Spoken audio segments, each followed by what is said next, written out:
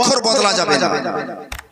লা তাবদীলা লিকালিমাতিল্লাহ, আল্লাহ রাব্বুল আলামিনের কোন কথার একটা অক্ষরে তাবদীল হবে না, পরিবর্তন হবে না। যারা ঝুমকে বলো সুবহানাল্লাহ, সুবহানাল্লাহ।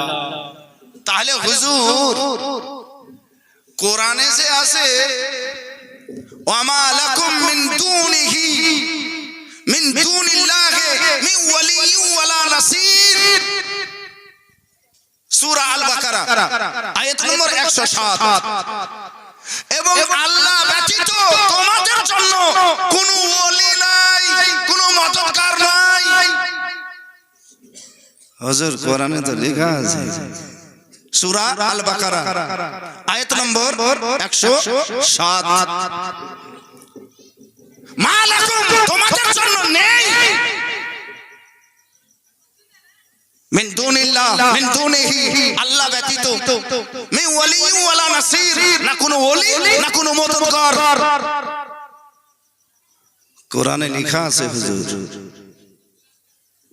আচ্ছা একটু আর কোরআন খোঁজ করেন না গো, এটাই শুধু লেখা আছে না আরো আছে লেখা? আরো আছে লেখা হুজুর। কি লেখা আছে কোরআনে? লেখা আছে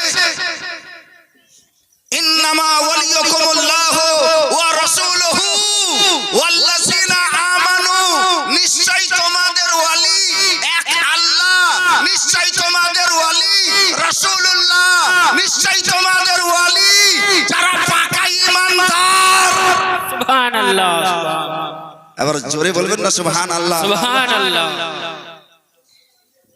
কোরআনের আয়াতে লেখা আছে সূরা আল মাইদা আয়াত নম্বর 55, সূরা আল মাইদা আয়াত নম্বর 55 আমার আল্লাহ রাব্বুল আলামিন বলেন নিশ্চয়ই তোমাদের ওয়ালি এক আল্লাহ ওয়া রাসূলুহু এবং রাসূলুল্লাহ ওয়াল্লাযিনা আমানু এবং পাকা ঈমানদার আল্লাযিনা ইউকিমুনাস সালাতা ওয়া ইউতুনাজ যাকাতা ওয়া হুম রাকিউন, যারা সদা সর্বদা নামাজ আদায় করেছেন, যাকাত প্রদান করেছেন এবং আল্লাহর দরবারেই ঝুঁকে থেকেছেন।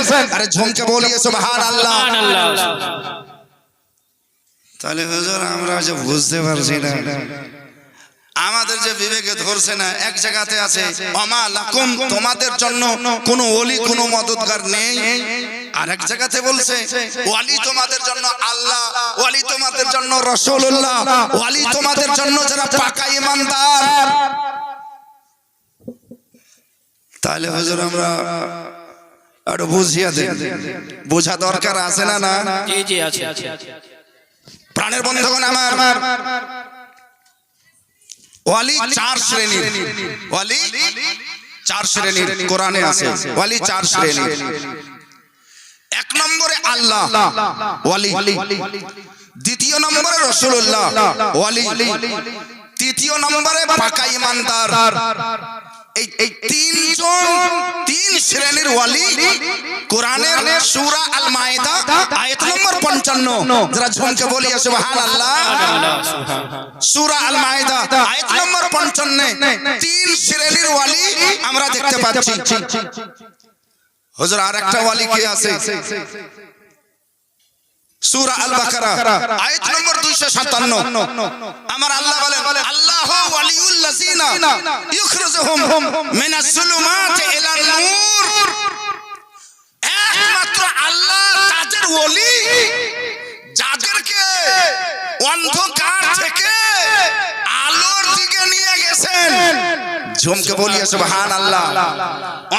অন্ধকার থেকে বের করে আলোর দিকে নিয়ে গেছেন, তিনি হলেন আল্লাহ, তিনি হলেন ওয়ালি। ওয়াল্লাযিনা কাফারু, এবং যারা কাফির, আউলিয়াউহুম তাগুত, তাদের ওয়ালি হলো শয়তান, তাদের ওয়ালি হলো শয়তান। ইখরিজুনাহুম মিনান নূর ইলা যুলুমাত, শয়তান তাদের মাননেওয়ালাকে আলো থেকে অন্ধকারের দিকে নিয়ে গেছে। তাহলে ওয়ালি চার শ্রেণীর। এক নম্বরে আল্লাহ ওয়ালি, দ্বিতীয় নম্বরে রাসূলুল্লাহ ওয়ালি, তৃতীয় নম্বরে মুমিন বান্দা, ঈমানদার ওয়ালি, চতুর্থ নম্বরে শয়তান ওয়ালি, চতুর্থ নম্বরে শয়তান ওয়ালি। শয়তান কাদের ওয়ালি? শয়তান কাদের ওয়ালি? শয়তান কাফিরদের ওয়ালি। শয়তান কাফিরদের ওয়ালি। আমার আল্লাহ বলছেন মালাকুম, হে মুসলমানেরা, আল্লাহ ব্যতীত তোমাদের জন্য শয়তান যে ওয়ালি, সেই ওয়ালি মদদগারও হবে না, সেই ওয়ালি তোমাদের ওয়ালি হবে না। যারা ঝুমকে বলো সুবহানাল্লাহ। আমালাকুম, ঈমানদারের জন্য, কাফিরদের জন্য শয়তান ওয়ালি, ঈমানদারের জন্য ওয়ালি হচ্ছেন আল্লাহ, ওয়ালি হচ্ছেন রাসূলুল্লাহ, ওয়ালি হচ্ছেন ঈমানদার মানে ইবাদুল্লাহ। ঈমানদারের জন্য ওয়ালি হচ্ছেন আল্লাহ, রাসূলুল্লাহ, ইবাদুল্লাহ, আল্লাহর খাস বান্দা। আল্লাহ রাব্বুল আলামিন ওয়ালি করেছেন, খাস রাসূল আল্লাহ রাব্বুল আলামিন ওয়ালি করেছেন, আর আল্লাহ নিজেও ওয়ালি বলেছেন। আমার আল্লাহও ওয়ালি, আমাদের রাসূলুল্লাহ ওয়ালি, আর আমাদের সেই মাশায়েখ যাদেরকে আল্লাহ ওয়ালায়াত প্রদান করেছেন তারাও ওয়ালি। যারা ঝুমকে বলিয়ে সুবহানাল্লাহ। সুবহানাল্লাহ। আল্লাহ সর্বশক্তিমান, কিন্তু আল্লাহ যদি আমাকে শক্তি দেন তা আপনি আমার কাছ থেকে শক্তি কাটতে পারবেন? আমার আল্লাহ বলেন, হে আমার বান্দা, আমি দয়ালু, তোমাকে দয়ালু করেছি।